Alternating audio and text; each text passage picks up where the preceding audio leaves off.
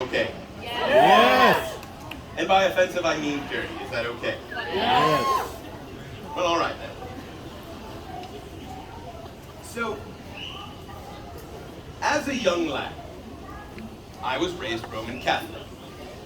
And so I'd like to share a story about that. Have any of you ever been to a Roman Catholic ceremony, a mass at all? They are long, they are tedious, and they are boring, especially when you are a child. If you've ever been to a wedding, a Roman Catholic wedding, it's about 2.5 hours before you get to the actual wedding part. So I was in church. I was about 7 years old with my father, sitting next to him, and the churches are beautiful. You've got all the artwork, you've got, of course, Jesus on the Station of the Cross, which is weird.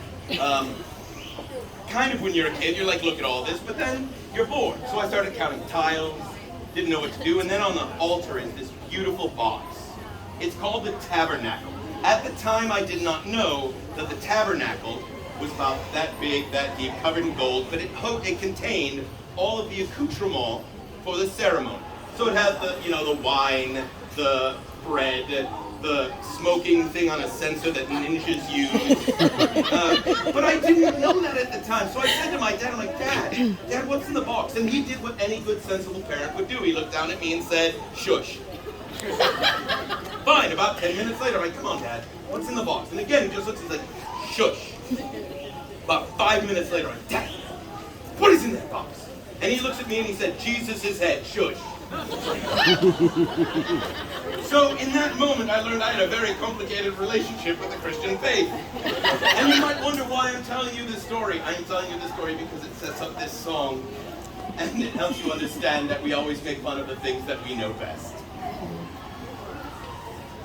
There once was a good and holy vicar. Along the road he made his way, when all at once he heard a voice. "Your little vicar," that voice did say, and when he looked to see who spoke, just a little frog was on the ground. "Good evening, frog," said the vicar. "Was it you who spoke? Did you make that sound?" "Oh yes, vicar," said the frog. "I'm not really a frog, you see.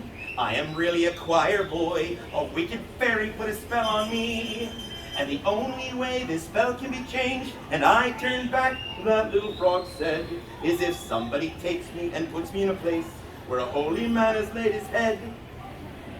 So the vicar took the frog and put him on his pillow, and there they lay till the break of day. And when the cock crowed 3 times, that wicked fairy spell went away. And there was a choir boy in bed with a vicar, and I hope to you my tale makes sense.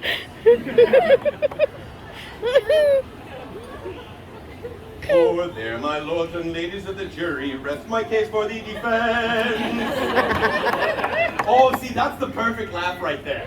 That's the perfect laugh, where it's like, oh, I shouldn't be laughing because I am.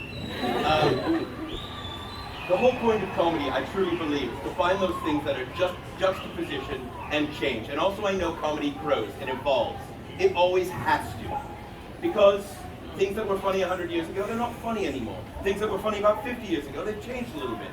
And that's the whole point of what I do. I like to continue to grow with the comedy. And to that end, I've been looking at some of the newer songs that I've been writing,